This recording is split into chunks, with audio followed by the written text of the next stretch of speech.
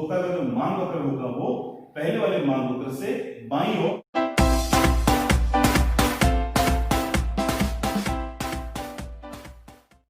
Hello, आपके अपने channel economics गुरुजी में एक बार फिर से स्वागत है।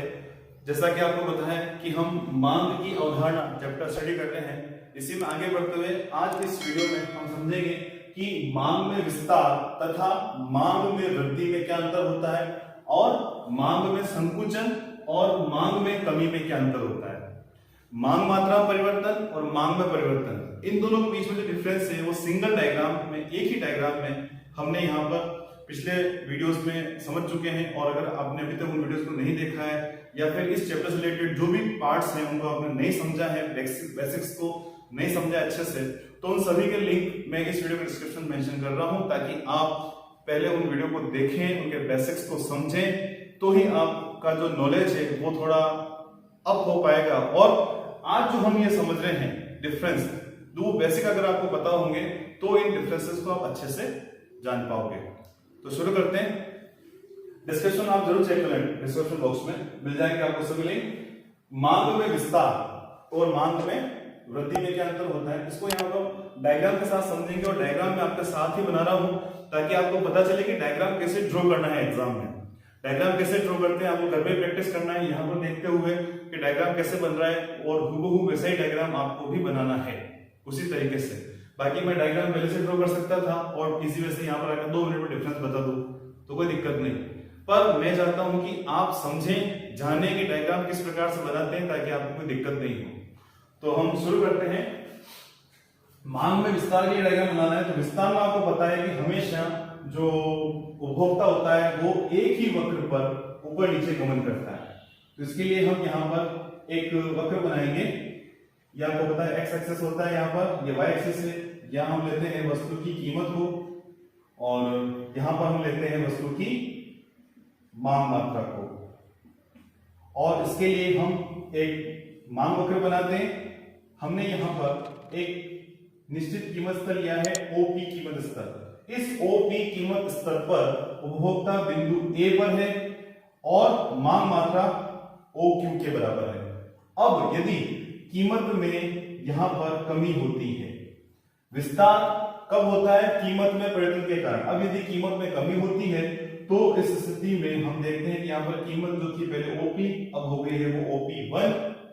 कीमत में कमी हुई है। इस स्थिति में उपभोक्ता ने मांग मात्रा में वृद्धि कर दी, OQ1 हो गया। उपभोक्ता बिंदु ए से बिंदु बी की तरफ गमन करता है नीचे की ओर। इसे कहते हैं हम यहाँ पर मांग में विस्तार। ये कब होता है? वस्तु की कीमत में परिवर्तन के कारण, जब कीमत कम होती है। अब हम वृद्धि के बारे में समझेंगे कि वृद्धि कब होती है। और मांग में वृद्धि तथा कमी हमेशा कीमत के अलावा अन्य तत्वों में अनुकूल या प्रतिकूल परिवर्तनों के कारण होती है। यदि कीमत के अलावा अन्य तत्वों में जैसे कि आय में अनुकूल परिवर्तन होता है, आय में वृद्धि हो जाए, तो यहाँ पर हमें मांग में वृद्धि देखने को मिलेगी। तो इसके लिए हम यहाँ पर भी एक चित्र बनाते हैं। ये आपको पता है एक्स एक्सिस है, ये यहां पर हम लेते हैं वाई एक्सिस, यहां पर हम लेते हैं एक्स एक्सिस। ओ इधर हम ले लेंगे वस्तु की कीमत को और यहां पर हम क्या लेते हैं? मांग मात्रा को। ठीक है। अब हम यहां पर एक मांग वक्र बनाते हैं उपभोक्ता के लिए, DD। ये हो गया उपभोक्ता के लिए एक निश्चित कीमत स्तर पर उपभोक्ता बिंदु ए पर है और OQ के बराबर यहां पर मांग कर रहा है। अब यदि उपभोक्ता की जो आय है उसमें वृद्धि हो जाए, क्या हो जाए? वृद्धि हो जाए, पहले से आय बढ़ जाए, तो क्या करेगा? उपभोक्ता पहले से अधिक वस्तुएं खरीद पाता है और इस स्थिति में वो अधिक मांग करता है। उसका जो मांग वक्र होता है वो अपनी मूल स्थिति से दाईं ओर राइटवर्ड आगे की तरफ शिफ्ट हो जाता है। ये जो हो गया उसके लिए नया मांग वक्र।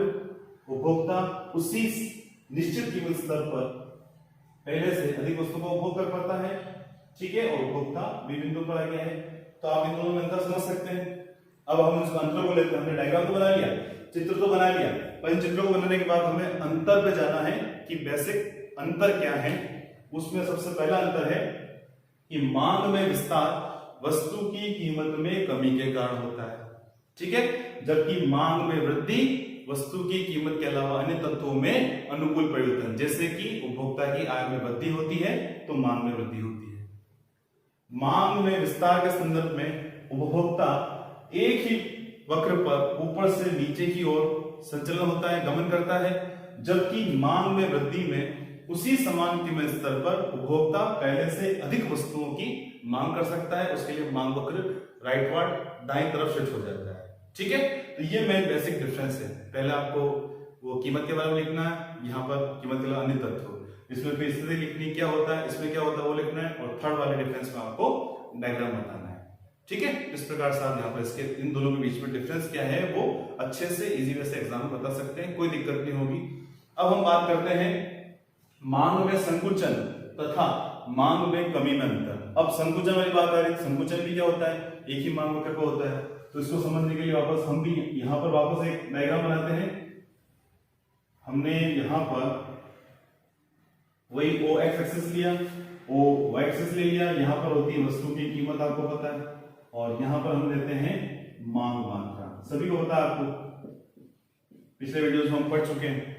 अब यदि यहाँ पर ये अपने एक मांग कर लेते हैं और एक कीमत स्तर ले लिया हमने, ओपी बिंदु ए पर उपभोक्ता है, ओ क्यू के बराबर वस्तु की मांग कर रहा है। अब यदि यहाँ पर वस्तु की कीमत पहले से बढ़ जाए, वस्तु की कीमत में वृद्धि हो जाए, तो क्या होगा, ये हमने वस्तु की कीमत को बढ़ा दिया, पहले ओपी थी, इसको बढ़ाकर हमने ओपी1 कर दिया।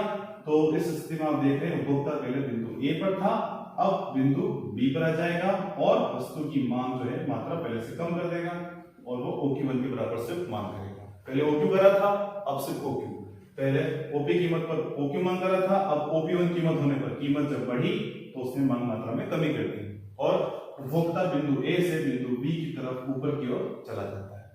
ये तो हो गई बात अपने पास संकुचन की, इसे क्या कहते हैं हम, मांग में संकुचन। क्या कहते हैं सर, मांग में संकुचन।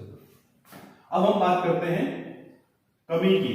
तो इस स्थिति में वापस कीमत के अलावा अन्य तत्वों में प्रतिकूल परिवर्तन, जैसे कि हम उपभोक्ता की आय को लें, और उपभोक्ता की आय में प्रतिकूल परिवर्तन क्या होगा कि उपभोक्ता की आय यहाँ पर पहले से कम हो जाए। यदि उपभोक्ता की आय पहले से कम हो जाती है तो इस स्थिति में हम यहाँ डायग्राम बनाते हैं, पहले एक्स एक्सिस वाई एक्सिस दोनों ले लेते हैं। यहाँ पर आपको पता है क्या लेते हैं अपन, मांग मात्रा, यहाँ पर कीमत को। मैं साथ साथ डायग्राम इसलिए बना रहा हूं ताकि आप सीखें समझें, ये ध्यान रखिएगा। अगर आप साथ साथ नहीं बनाते नहीं देखते तो आपको पता नहीं चलेगा कि डायग्राम को कैसे बनाया, चित्रों को कैसे बनाया। तो यहाँ पर हम एक मांग वक्र लेते हैं उपभोक्ता का और एक निश्चित कीमत स्तर ले लिया अपन ने ओपी, ठीक है, ओपी कीमत स्तर ले लिया और इस बिंदु पर उपभोक्ता है और ये मांग कर रहा है। अब यदि उपभोक्ता की आय में कमी होती है, हमने ये स्थिति ली, उपभोक्ता की आय पहले से क्या हो गई है, कम हो गई है, तो यहाँ पर अब उपभोक्ता उसी कीमत पर पहले से कम मांग करेगा और उपभोक्ता का जो मांग वक्र होगा वो पहले वाले मांग वक्र से बाईं ओर शिफ्ट हो जाएगा। ये हो जाएगा यहाँ पर D1 D1, पहले DD था, अब ये हो जाएगा यहाँ पर D1 D1, और इस स्थिति में उपभोक्ता पहले बिंदु ए पर था, अब आ जाएगा बिंदु बी पर और मांग मात्रा पहले से कम हो जाएगी और वो OQ1 के बराबर से मांग करेगा। तो आपने यहाँ पर क्या देखा, कीमत के स्थिर रहते उपभोक्ता की मांग कम हुई है, यह कहलाता है मांग में कमी। कीमत में परिवर्तन के कारण यहाँ पर मांग मात्रा कमी हुई है, यह कहलाता है मांग में संकुचन। तो ये हमने डायग्राम बना लिया। अब इसमें डिफरेंस क्या है, जैसे कि हमने यहाँ पर इनके डिफरेंस के बारे में समझा था, वही अंतर हम यहाँ पर लेते हैं। सबसे पहला अंतर, मांग में संकुचन वस्तु की कीमत में वृद्धि के कारण होता है, ठीक है, जबकि मांग में कमी वस्तु की कीमत के अलावा अन्य तत्वों में प्रतिकूल परिवर्तन, जैसे कि उपभोक्ता की आय में कमी के कारण होता है। क्लियर, एक तो ये हो गया अंतर। दूसरा अंतर क्या बताएंगे हम कि मांग में संकुचन की स्थिति में उपभोक्ता एक ही मांग वक्र पर यानी उसी समान मांग वक्र पर नीचे से ऊपर की तरफ गमन करता है, जबकि मांग में कमी में उपभोक्ता उसी समान कीमत पर उपभोक्ता के लिए जो मांग वक्र होता है वो बाईं ओर लेफ्टवर्ड शिफ्ट हो जाता है, पीछे की ओर आ जाता है। क्लियर। और तीसरे में आपको दोनों के डायग्राम बता देंगे, और चौथा आप चाहते हैं तो डिस्क्रिप्शन से आप लिख सकते हैं। तो इजी है, कोई तरीका है, बिल्कुल इसी तरीके से आप एग्जाम इसको ड्रॉ कर सकते हैं, बता सकते हैं। और अगर इससे रिलेटेड क्वेश्चन पूछा जाता है तो आप अच्छे से इसको रिप्रेजेंट कर सकते हैं। इससे रिलेटेड अगर आपको पूछा जाता है तो आप इसको अच्छे से ड्रॉ कर सकते हैं। थोड़ी सी आपको मेहनत करनी होगी, आपको कॉपी में पेन लेके डायग्राम बनाने होंगे। मैंने किस प्रकार से डायग्राम बनाए हैं वीडियो को पॉज करके रिवाइज करके वापस अच्छे से देखिएगा। तो कंटेंट अच्छा लगा, वीडियो अच्छा लगा तो लाइक करना ना भूलें, ठीक है।